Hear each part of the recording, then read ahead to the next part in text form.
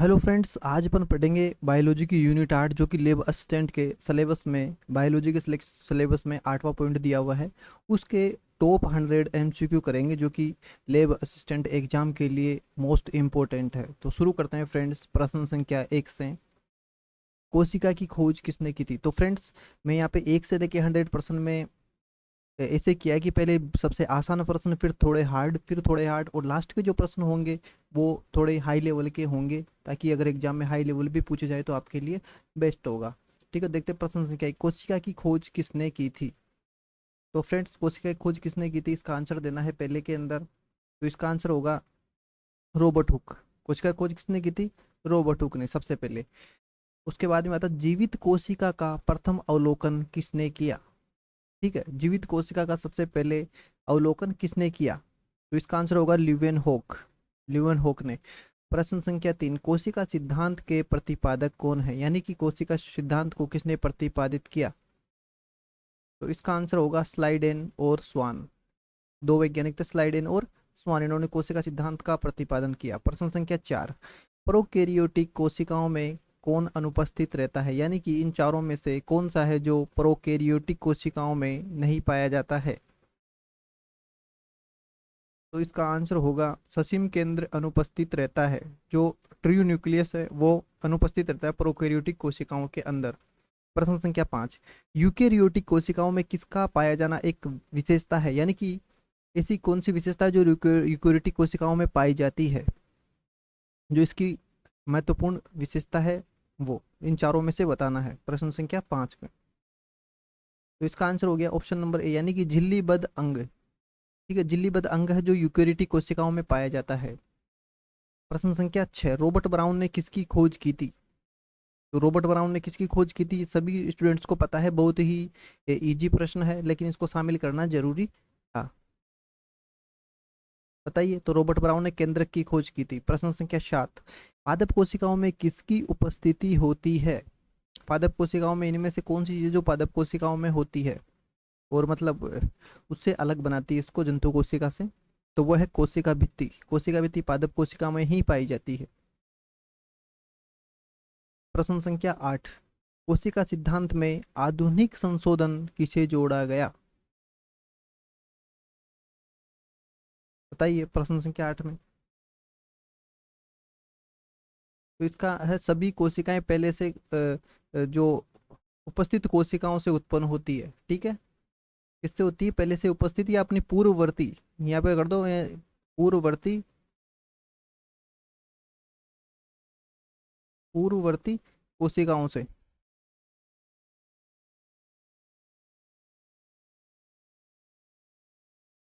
ठीक है, ये पहला ऑप्शन होगा इसमें, सभी कोशिकाएं पूर्ववर्ती कोशिकाओं से उत्पन्न होती है।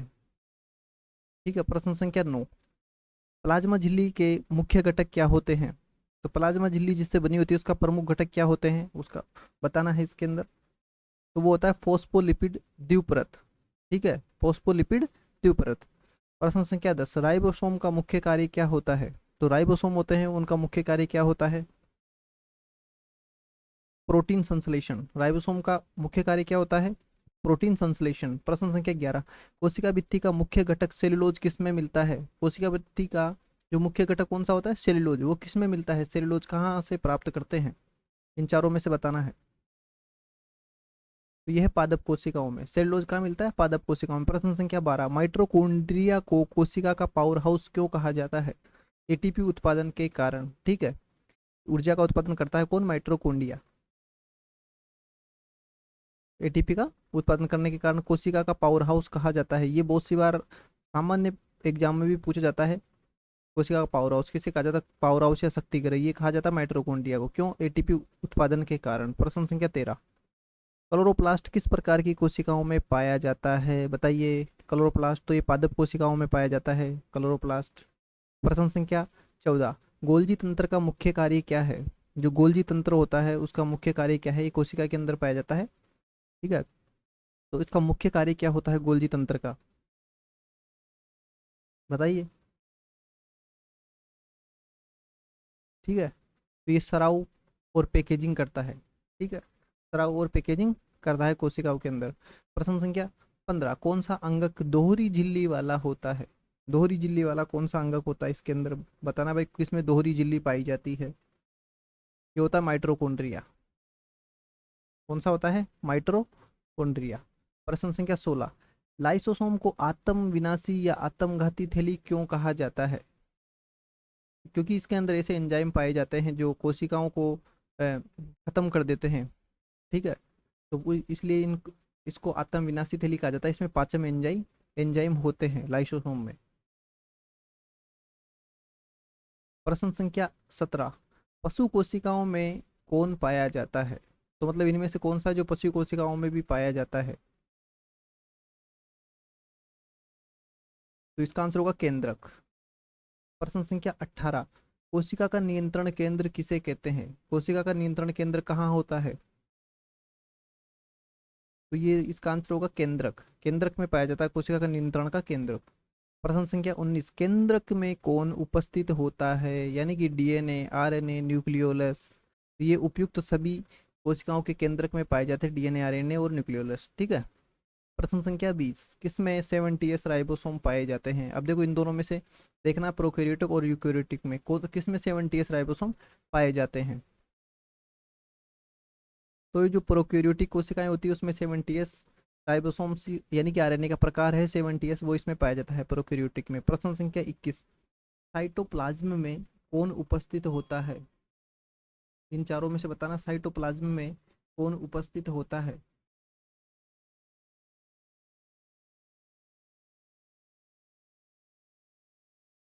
सोचो एक बार दिमाग से, केंद्रक, अर्धध्रुव मैट्रिक्स, डीएनए और स्टोन प्रोटीन, इन चारों में से ये होगा अर्धध्रुव मैट्रिक्स के अंदर पाया जाता है।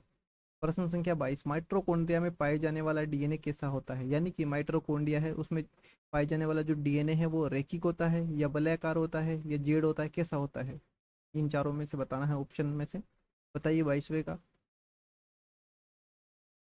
ये होता है वलयाकार, ठीक है, वलय के आकार का होता है। प्रश्न संख्या 23, किस अंगक में दोहरी झिल्ली तथा स्वयं का डीएनए दोनों होते हैं। ठीक है, ये कौन सा अंगक है जिसमें दोहरी झिल्ली भी होती है और स्वयं का डीएनए भी होता है, बताइए प्रश्न संख्या 23 में। तो यह है क्लोरोप्लास्ट में। प्रश्न संख्या 24, कोशिका में प्रोटीन संश्लेषण कहाँ होता है। बताइए कौन सा भाग है जहाँ प्रोटीन का संश्लेषण होता है। ये होता है राइबोसोम में। प्रश्न संख्या 25, पादप कोशिकाओं में केंद्रीय रसधानी लार्ज वोकुल का कार्य क्या है। लार्ज वेक्यूल का कार्य क्या है, केंद्रीय रसधानी का क्या कार्य है, बताइए।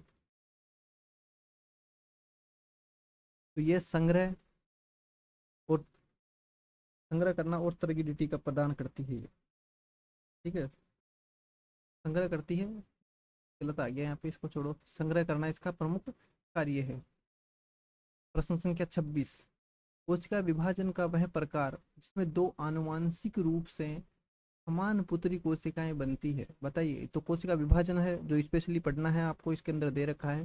तो कौन सा प्रकार है जिसके अंदर दो आनुवांशिक रूप से समान पुत्री कोशिकाएं बनती है, यानी कि दोनों कोशिकाएं एक समान बनती है विभाजन के पश्चात। तो बताइए इनमें से कौन सा प्रोसेस से बनती है वो। तो यह है माइटोसिस, ठीक है, माइटोसिस से जो बनती है वो समान दो पुत्री कोशिकाएं बनती है। अब देखते हैं अपन प्रश्न संख्या 27, लेकिन इससे पहले फ्रेंड्स, अगर अभी तक आपने वीडियो को लाइक नहीं किया तो वीडियो को लाइक करें, चैनल को सब्सक्राइब करें और अपने फ्रेंड्स तक इसको शेयर जरूर करें। सारे प्रश्न इंपॉर्टेंट है इसलिए आपको पूरा वीडियो देखना है, और लास्ट के जो सवाल हैं वो एक थोड़े हाई लेवल के प्रश्न है, उनके आने की संभावना इस बार ज़्यादा है क्योंकि आरएसएसबी ने अपना जो पेपर का लेवल है वो अपग्रेड कर लिया है। तो आपको ये सवाल अच्छे तरीके से देख के जाने हैं, ठीक है। तो प्रश्न संख्या 27 है, मियोसिस मुख्यतः किसमें होता है। तो मियोसिस है जो प्रजनन कोशिकाओं में होता है, किसमें होता है, प्रजनन कोशिकाओं में।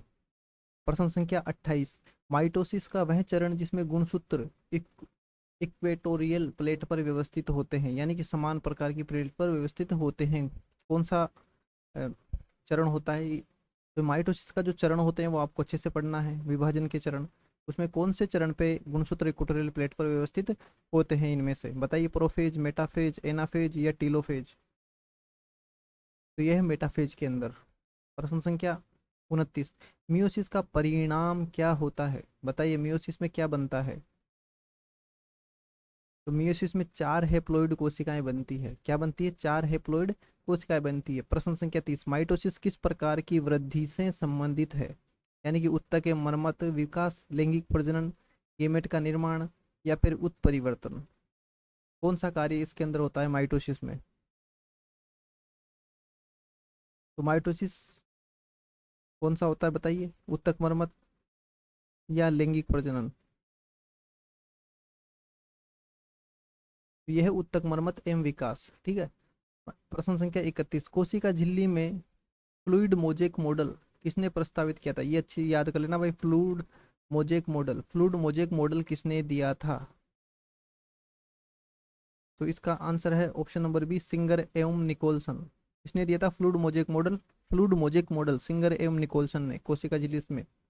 प्रश्न संख्या 32। किस अंगक में स्रावी वेसिकल, सेक्रेटरी वेसिकल, ठीक है, स्रावी वेसिकल का निर्माण होता है, बताइए प्रश्न संख्या 32 में।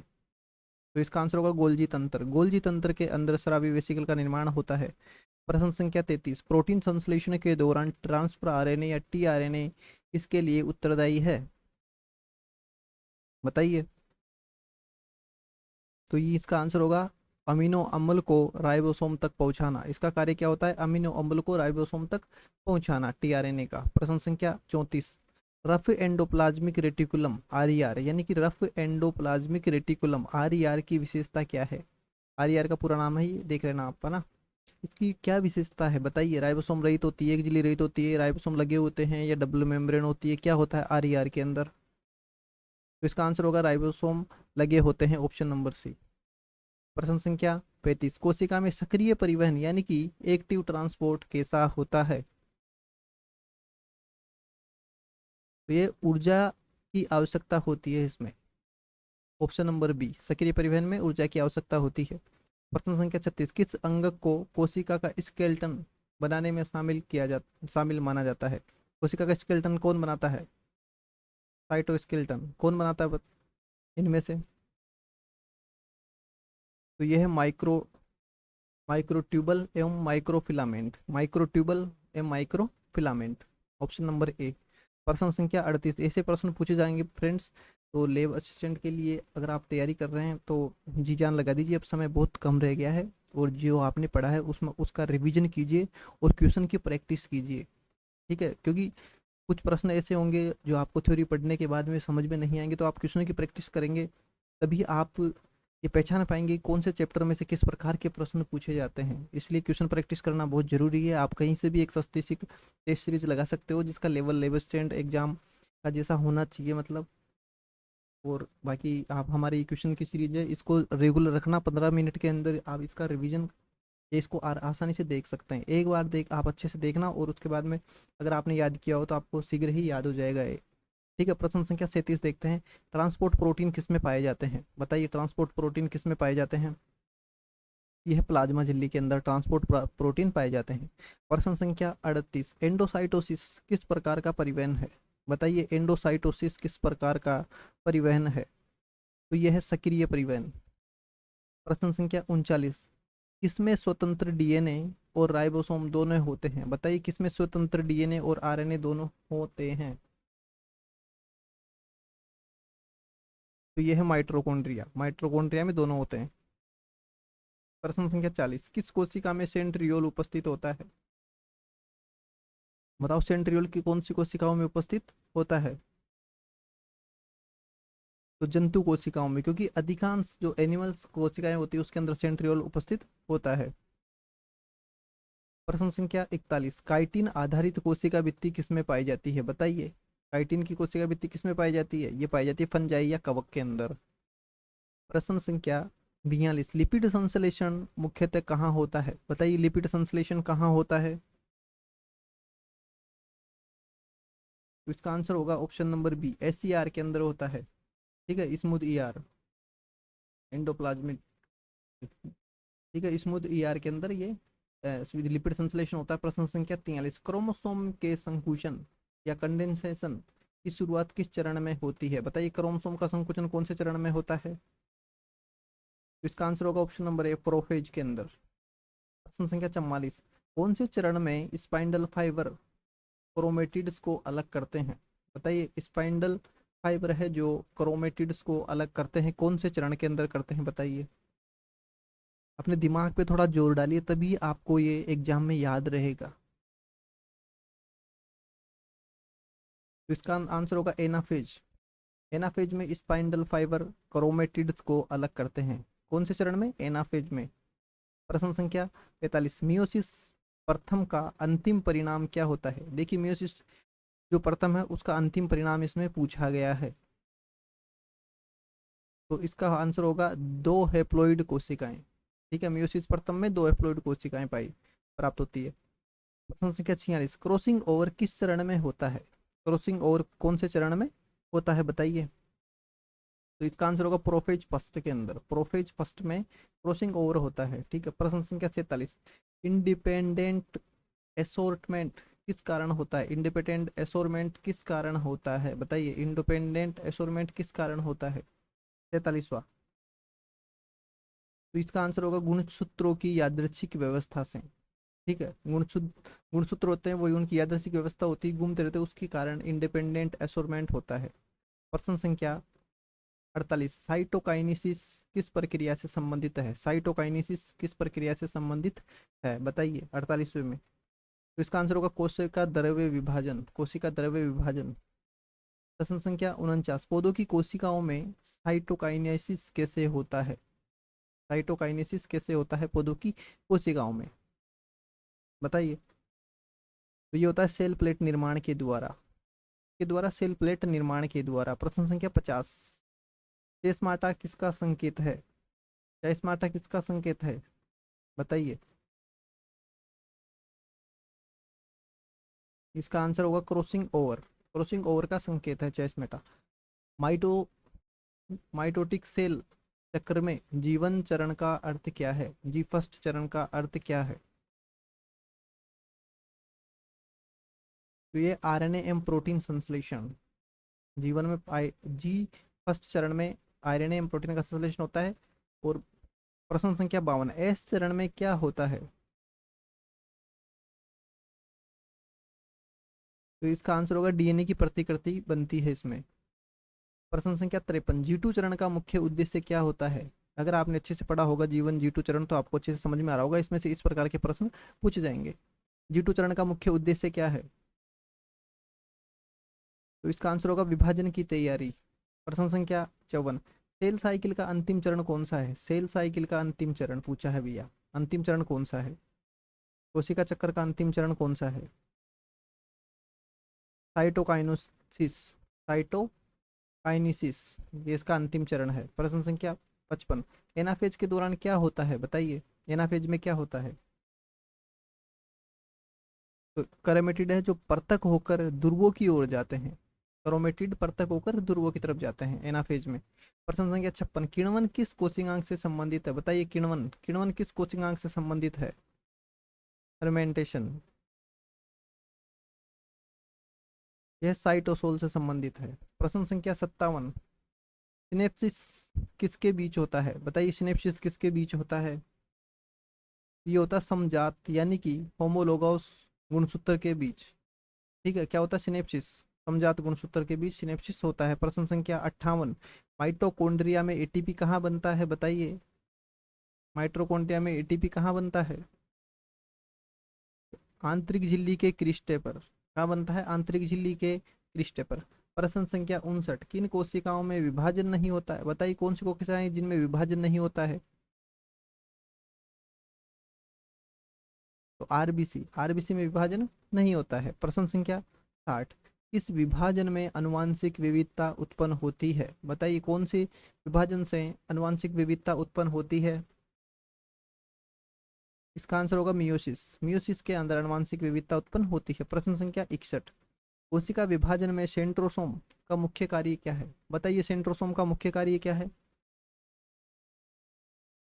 ये सेंट्रोसोम का मुख्य कार्य स्पाइंडल फाइबर का निर्माण करना। क्या करना? स्पाइंडल फाइबर का निर्माण करना। प्रश्न संख्या 62, मियोसिस सेकंड की बात हो रही है यहाँ पे। मियोसिस सेकंड किस चरण के समान होता है? बताइए इनमें मियोसिस सेकंड कौन सा है भाई? माइटोसिस है, एस चरण है, G2 है या G0 है? बताइए। तो ये है माइटोसिस। ठीक है, मियोसिस सेकंड किसका कैसा होता है? माइटोसिस सेकंड के समान। Meiosis, mitosis. प्रश्न संख्या 63। अब देखिए, प्रोफेज फर्स्ट के दौरान लेप्टोटीन चरण में क्या होता है? प्रोफेज फर्स्ट के दौरान लेप्टोटीन चरण में क्या होता है? ये चरण का नाम है लेप्टोटीन। इसमें क्या होता है बताइए इन चारों में से? क्रोमोसोम घनिष्ठ और लंबवत क्या है? संकुचित होते हैं, या गुणसूत्र अलग अलग ध्रुवों की ओर जाते हैं, न्यूक्लियोलस दोबारा बनता है, स्पाइंडल फाइबर विकसित होते हैं? बताइए क्या होता है प्रोफेज फर्स्ट के अंदर?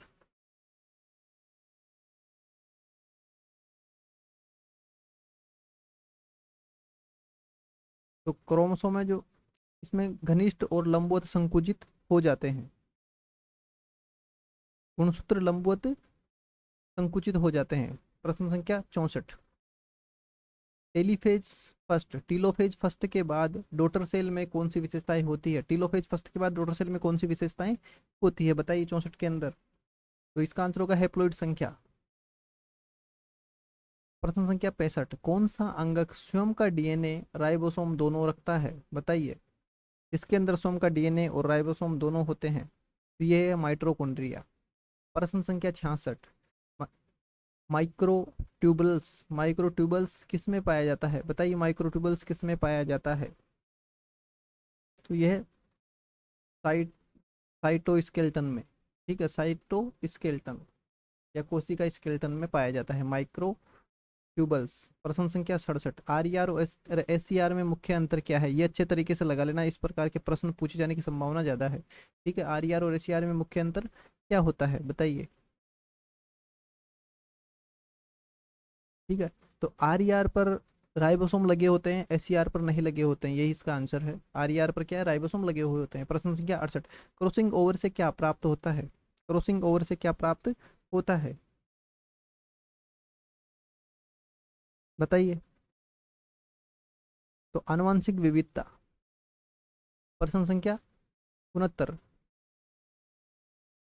मिटोकॉन्ड्रियल माइटोकॉन्ड्रियल डीएनए किस प्रकार का होता है? माइटोकॉन्ड्रियल डीएनए किस प्रकार का होता है? तो ये वलयाकार होता है। कैसा होता है? वलयाकार। प्रश्न संख्या 70। सेंट्रोसोम में कौन सा चरण पाया जाता है? बताइए सेंट्रोसोम में कौन सा चरण पाया जाता है? सेंट्रियोल्स। कौन सा चरण पाया जाता है? सेंट्रियोल्स। प्रश्न संख्या 71। ग्लाइकोलाइसिस किस कोशिका भाग में होती है? बताइए ग्लाइकोलाइसिस किस कोशिका भाग में होती है? ये साइटोसोल में। किसमें होती है? साइटोसोल में। प्रश्न संख्या 72। साइक्लिन और सीडीके का मुख्य कार्य क्या है? बताइए साइक्लिन और सीडीके का मुख्य कार्य क्या है? सेल चक्र को नियंत्रित करना। ठीक है, सेल चक्र का नियंत्रण इसका मुख्य कार्य है। प्रश्न संख्या 73। मेटाफेज सेकंड में गुणसूत्र किस स्थिति में होते हैं? इक्वेटोरियल प्लेट पर व्यवस्थित होते हैं। कहाँ होते हैं? इक्वेटोरियल प्लेट पर व्यवस्थित होते हैं। तो प्रश्न संख्या 74 को करने से पहले आपसे रिक्वेस्ट है, अगर अभी तक आपने वीडियो को लाइक नहीं किया है, चैनल को सब्सक्राइब नहीं किया है, तो वीडियो को लाइक करें, चैनल को सब्सक्राइब करें, और अगर वीडियो अच्छा लग रहा है तो अपने मित्रों को भी शेयर करें। ठीक है, ये सारे प्रश्न लेबर स्टैंड एग्जाम के लिए मोस्ट इंपॉर्टेंट है। ठीक है, तो आपको वीडियो पूरा देखना है और अच्छे से इसका रिवीजन भी करके जाना है। दोस्तों, ये बात जरूरी है कि रिवीजन करना मोस्ट इंपॉर्टेंट है, क्योंकि अगर आप रिवीजन नहीं करते हैं तो ये सारा पढ़ा हुआ आपके किसी काम का नहीं रहने वाला, अगर एग्जाम तक याद नहीं रहता है तो। इसलिए आपको रिवीजन पे फोकस करना है। ठीक है, रिवीजन बार बार करना है, जब भी टाइम मिले थोड़ा बहुत भी, तो उसके अंदर आपको रिवीजन अच्छे से करना है। तो करते हैं प्रश्न संख्या 74। कौन सा चरण एम फेज का हिस्सा नहीं है? बताइए कौन सा चरण एम फेज का हिस्सा नहीं है इनमें से? तो इसका आंसर होगा इंटरफेज। जो इंटरफेज है वो एम फेज का हिस्सा नहीं है। लाइसोसोम का मुख्य कार्य क्या है? बताइए लाइसोसोम का मुख्य कार्य क्या है?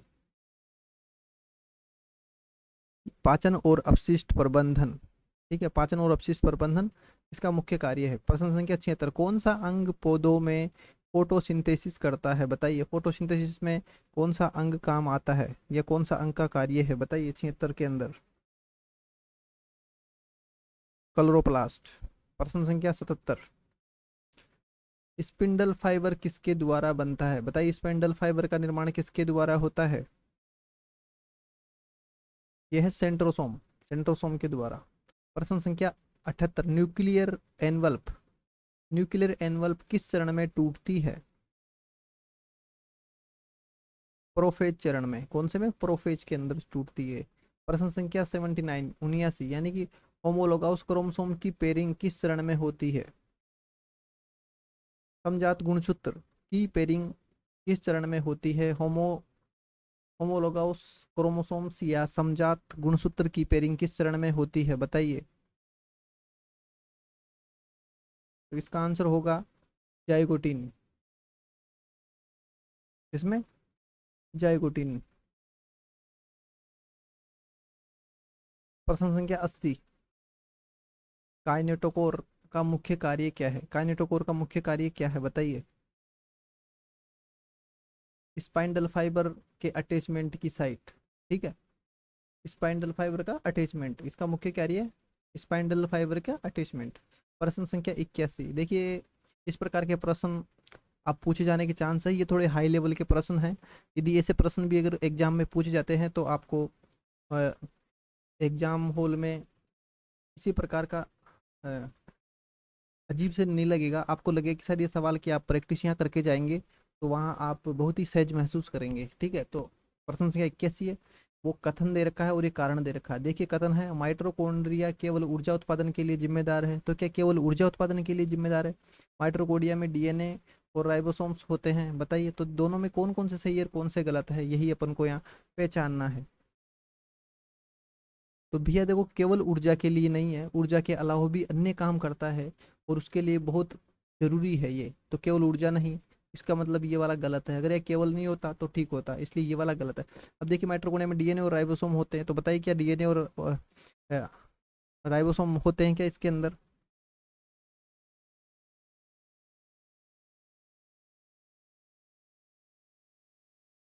तो ये सही है, इसके अंदर डीएनए भी होता है और राइबोसोम भी होता है, ठीक है।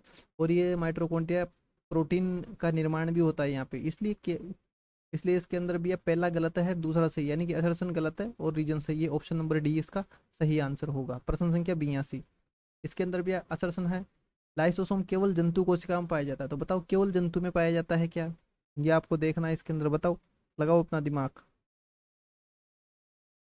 बिल्कुल सही है, केवल जंतु कोशिकाओं में पाया जाता है लाइसोसोम। लाइसोसोम में पाचक एंजाइम पाए जाते हैं, बिल्कुल सही, दोनों ही सही है, यानी कि असर्शन और रीजन दोनों सही है, सही व्याख्या। ये इसकी व्याख्या थोड़ी कर रहा है भाई, बताइए पाचक एंजाइम पाए जाते हैं तो पाए जाते हैं, लेकिन केवल जंतु कोशिका में पाए जाते हैं, इसका कारण थोड़ी बता रहा है या, तो इस सही व्याख्या तो नहीं कर रहा है, ठीक है, लेकिन दोनों सही है, तो ऑप्शन नंबर बी का आंसर होगा। ये आपको अच्छे से देखना है, इन क्वेश्चनों की प्रैक्टिस करना है, नीट के अंदर भी ऐसे प्रश्न पूछे जाते हैं। प्रश्न संख्या 83, असर्शन, प्लांट सेल में क्लेवेज फुरो बनता है, ठीक है, प्लांट सेल में सेल वाल होने के कारण साइटोकाइनेसिस अलग तरीके से होती है, तो इन दोनों को बताना है कौन कथन और कारण क्या सही है नहीं है। तो देखो ये वाला तो गलत है, इसके अंदर क्लेवेज फोर नहीं बनता है, ठीक है, और प्लांट सेल में साइटोकाइनिन अलग तरीके से होती है, बिल्कुल सही है। तो यानी कि असर्शन गलत और रीजन सही, असर्शन असर्शन गलत, रीजन सही, ऑप्शन नंबर सी इसका सही आंसर होगा। प्रश्न संख्या 84, असर्शन है इसका, क्रॉसिंग ओवर प्रोफेज फर्स्ट में होता है, तो बताइए क्या क्रॉसिंग ओवर प्रोफेज फर्स्ट में होता है या सेकंड में होता है। या आपके दिमाग को क्लिक करने के लिए मैं आपसे क्वेश्चन भी पूछता हूँ ताकि आपका दिमाग एकदम चलता रहे। थोड़ा सोचने का समय आपको इसलिए मिलता है ताकि आपके दिमाग की एक्सरसाइज होगी तो आपको प्रश्न याद रहेंगे, वरना ये तो वीडियो की तरह निकल जाएगा और आपको कुछ भी पता नहीं चलने वाला, ठीक है। तो थोड़ा दिमाग डालिए और सोचिए प्रश्न क्या एक वास्तव में ये हो सकता है क्या। तो बिल्कुल सही है, प्रोफेज फर्स्ट के अंदर ही होता है। ये होमोलोगाउस क्रोमोसोम्स के बीच डीएनए का आदान प्रदान सुनिश्चित करता है, बिल्कुल सही है, दोनों ही सही है, ठीक है, एक और दोनों सही है, सही व्याख्या भी है, ठीक है। प्रश्न संख्या 84 में ए। प्रश्न संख्या 85, असल आरबीसी विभाजन नहीं करती, बिल्कुल सही है, और आरबीसी में केंद्रक नहीं होता, तो बताइए इस चीज को आप ही बताएंगे केंद्रक होता है कि नहीं होता है। और कुछ स्टूडेंट जिनको तुरंत अगर आंसर याद है तो कमेंट भी कर दो भैया, जिससे क्या होगा कि और स्टूडेंट्स को भी थोड़ा पता चलेगा। और मुझे भी लगा कि आप वास्तव में देख रहे हैं, तो आपको पूरे ध्यान के साथ देख रहे हैं। प्रश्न संख्या 85।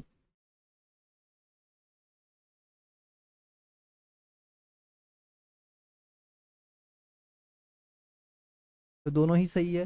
केंद्रक नहीं होता, इस कारण विभाजन नहीं होता है, तो दोनों सही है, रीजन सही व्याख्या करता है। प्रश्न संख्या 86। किस अंग में प्रोटीन फोल्डिंग और मॉडिफिकेशन होती है? बताइए, प्रोटीन की फोल्डिंग और मॉडिफिकेशन कौन से अंग में होती है? यह है गोल्जी अपैरेटस। ठीक है, गोल्जी अपार्टस में। प्रश्न संख्या 87। कौन सा अंग सेल प्लेट बनाने में मुख्य भूमिका निभाता है? बताइए, सेल प्लेट बनाने में कौन सा अंग मुख्य भूमिका निभाता है? तो यह गोल्जी अपैरेटस। Golgi apparatus. प्रश्न संख्या 88। कौन सा अंग फोटोसिंथेसिस और एटीपी उत्पादन दोनों करता है? बताइए, फोटोसिंथेसिस भी करता है और एटीपी का उत्पादन भी करता है। यह है क्लोरोप्लास्ट। ठीक है, क्योंकि यहाँ पे आप केवल एटीपी देख के माइटोकॉन्ड्रिया मत देना, क्योंकि फोटोसिंथेसिस और एटीपी दोनों क्लोरोप्लास्ट में होते हैं। प्रश्न संख्या 89। असरसना एस पेज में डीएनए प्रतिकृति होती है? बताओ, होती है कि नहीं होती है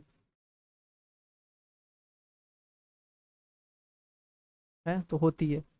ठीक है।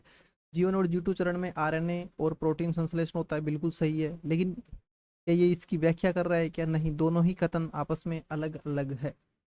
जीवन और जीटू चरण में आरएनए और प्रोटीन संश्लेषण होता है, इसलिए ठीक है डीएनए प्रतिकृति होती है, तो इसका कोई कारण इसमें मैच नहीं हो रहा है। ठीक है, इसको प्रकार के कथनों को आप ऐसे करना है कि इस वाले को पढ़ना है, ये इसका कारण है ना, और उसके बाद में लगाना है इसलिए, और फिर फर्स्ट वाली लाइन को पढ़ना है, यानी कि ऐसे जीवन और जीटू चरण में आरएनए और प्रोटीन संश्लेषण होता है, इसलिए एस पेज में डीएनए प्रतिकृति होती है। अगर ये चीज़ सही है तो इसकी व्याख्या करता है, और अगर ये सही नहीं है तो इसकी व्याख्या नहीं करता, तो इसका मतलब ये सही नहीं है। ठीक है, तो इसकी व्याख्या नहीं करता, तो ये ऑप्शन नंबर 20 का सही होगा।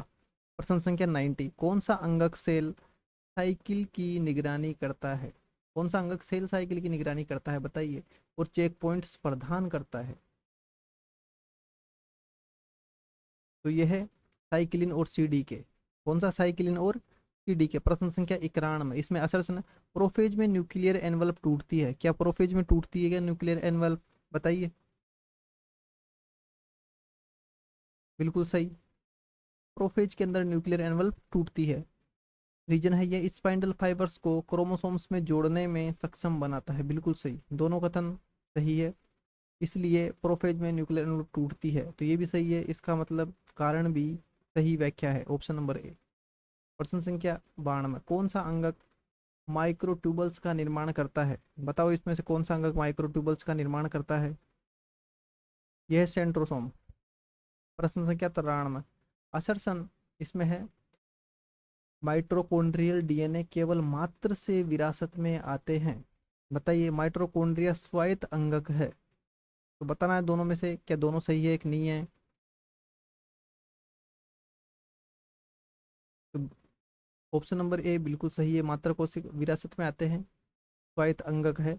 तो स्वायत्त अंगक है इसलिए मात्र को विरासत में आते हैं, तो ये सही नहीं होगा, ये दोनों अलग अलग कथन है, इसका मतलब इसकी व्याख्या नहीं करता है, तो ऑप्शन नंबर बी इसका सही आंसर होगा। प्रश्न संख्या 94। असर्शन इसका है एंडोसाइटोसिस निष्क्रिय परिवहन है? बताओ, निष्क्रिय है या सक्रिय है?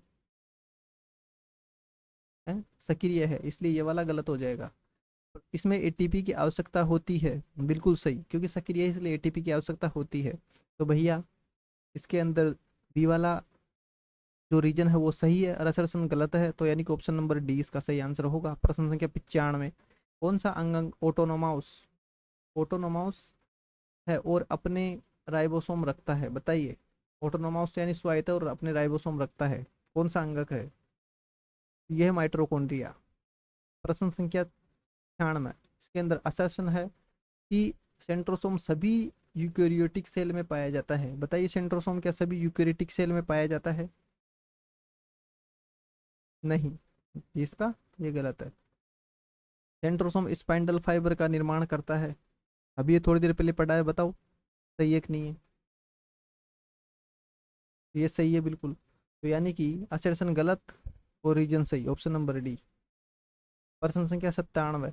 कौन सा अंगक लिपिड्स और स्टेरॉइड हार्मोन से संश्लेषित करता है? बताइए, लिपिड और स्टेरॉइड हार्मोन संश्लेषित करता है। इसका आंसर होगा SCR। प्रश्न संख्या 98, असर्शन, इसके अंदर मेटाफेज में क्रोमोसोम सेल इक्वेटर पर व्यवस्थित होते हैं। बताइए होते कि नहीं होते। अपने दिमाग को थोड़ा एक्टिव रखो और अपने दिमाग पे जोर डालो थोड़ा कि वास्तव में ऐसा प्रश्न अगर एग्जाम में आता है तो क्या मुझे याद है कि नहीं है, तभी आपको फायदा मिल पाएगा इन प्रश्नों का। तो बिल्कुल सही है ये वाला कथन। मेटाफेज में क्रोमोसोम सेल इक्वेटर पर व्यवस्थित होते हैं, बिल्कुल सही। स्पाइंडल फाइबर काइनेटोकोर से जुड़ते हैं, बिल्कुल सही। तो दोनों ही सही है। और काइनेटोकोर से जुड़ते हैं इसलिए मेटाफेज में क्रोमोसोम सेल इक्वेटर पर व्यवस्थित होते हैं। तो ये दोनों ही सही है, व्याख्या भी इसकी सही है। ऑप्शन नंबर ए है इसके अंदर। प्रश्न संख्या 99, कौन सा अंगक सेल डिवीजन के दौरान, कोशिका विभाजन के दौरान स्पाइंडल फाइबर से क्रोमोसोम जोड़ता है? बताइए कौन सा जो अंगक है वो जोड़ता है कोशिका विभाजन के दौरान स्पाइंडल फाइबर से? तो काइनेटोकोर, सेंट्रोसोम, राइबोसोम, लाइसोसोम। अभी आए थोड़ी देर पहले अपन ने किया है, आपको पता हो तो यह है काइनेटोकोर। ठीक है। प्रश्न संख्या 100, असर्शन है, प्लांट सेल में साइटोकाइनेसिस सेल प्लेट द्वारा होती है। साइनोकाइटिस किसके द्वारा होती है? सेल प्लेट के द्वारा। सही है।